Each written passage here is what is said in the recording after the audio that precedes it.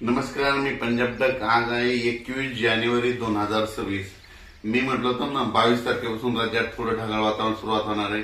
21 जानेवारी आज देखील राज्यात दुपारनंतर बऱ्याच ठिकाणी ढगाळ वातावरण राहणार आहे, म्हणून हा अंदाज लक्षात घ्यायचा. 21, 22, 23, 24 पर्यंत असंच राज्यामध्ये पूर्व विदर्भ, पश्चिम विदर्भ, दक्षिण महाराष्ट्र, उत्तर महाराष्ट्र, कोकणपट्टी, खानदेश सगळीकडे असं ढगाळ वातावरण राहणार आहे, म्हणून हा अंदाज सर्व शेतकऱ्यांनी लक्षात द्यायचा. त्याच्यानंतर राज्यामध्ये काय होणार आहे, 27, 28, 29 दरम्यान राज्यात थोडं पावसाचं वातावरण तयार होणार आहे, म्हणून हा अंदाज लक्षात द्यायचा. सांगायचं झालं तर मग ते पाऊस थोडंफार उत्तर महाराष्ट्राकडे देखील ठिबक येण्याची शक्यता आहे, म्हणून हे देखील पूर्वकल्पना म्हणून अंदाज सर्व शेतकऱ्यांनी लक्षात द्यायचा. राज्यातल्या सर्व शेतकऱ्यांना सांगू इच्छितो की हे ढगाळ वातावरण वेलवर्गीय पिकासाठी खूप चांगलं आहे. त्याच्यानंतर तुम्हाला एक सांगू इच्छितो की हरभऱ्याला फुलं लागण्यासाठी देखील खूप चांगलं वातावरण आहे, म्हणून हे देखील लक्षात घ्यायचं. पण ह्या वातावरणामध्ये काय होणार, ढगाळ वातावरण राहत असल्यामुळं राज्यामध्ये धुई धुकं देखील राहतं. धुई धुक्यामुळे काय होतं की द्राक्ष बाग, डाळिंब शेतकऱ्याचं अतोनात खूप नुकसान होतं, म्हणून ही अंदाज सर्व शेतकऱ्यांनी लक्षात घ्यायचा. कर्नाटक, नेपाळीचं त्या भागातल्या शेतकऱ्याला, तंबाखू काढणाऱ्या शेतकऱ्याला सांगू इच्छितो की राज्यामध्ये आणखीन 26 तारखेपर्यंत असं ढगाळ वातावरण राहणार आहे, म्हणून हा अंदाज घ्यायचा. पण 28, 29 दरम्यान राज्यात वातावरण थोडं खराब होणार आहे, बिघाड होणार आहे, म्हणून हे अंदाज सर्व तंबाखू काढणाऱ्या शेतकऱ्यांनी सर्व शेतकऱ्यांनी लक्षात घ्यायचा. वीट उत्पादकांना देखील हा अंदाज लक्षात घ्यायचा, कारण की खूप काही असं मोठा पाऊस नाही, मागे जसा आलता ना तसा तुरळक ठिकाणी कुठेतरी थेंब येणार आहेत, म्हणजे 28, 29, 30 दरम्यान, म्हणून ही अंदाज सर्व शेतकऱ्यांना लक्षात घ्यायचा.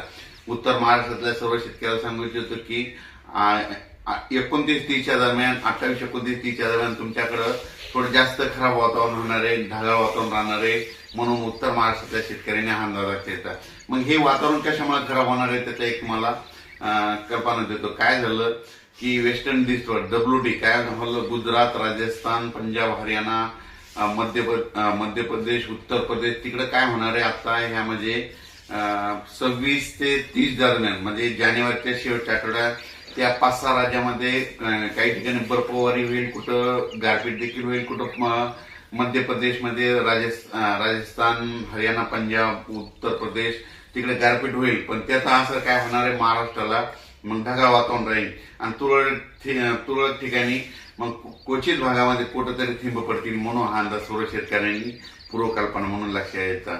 म्हणजे सांगायचं झालं तर मग फक्त महाराष्ट्रामध्ये ढगाळ वातावरण तुरळक ठिकाणी 28, 29 दरम्यान कुठंतरी काही भागात अंशतः थेंब येण्याची शक्यता आहे, म्हणून हा अंदाज सर्व शेतकऱ्यांनी लक्षात द्यायचा. खूप काही असा सर्वदूर मोठा पाऊस नाही, फक्त मागे जशी परिस्थिती झाली होती तशीच परिस्थिती आता राहणार आहे, म्हणून हा अंदाज सर्व शेतकऱ्यांनी लक्षात घ्यावा.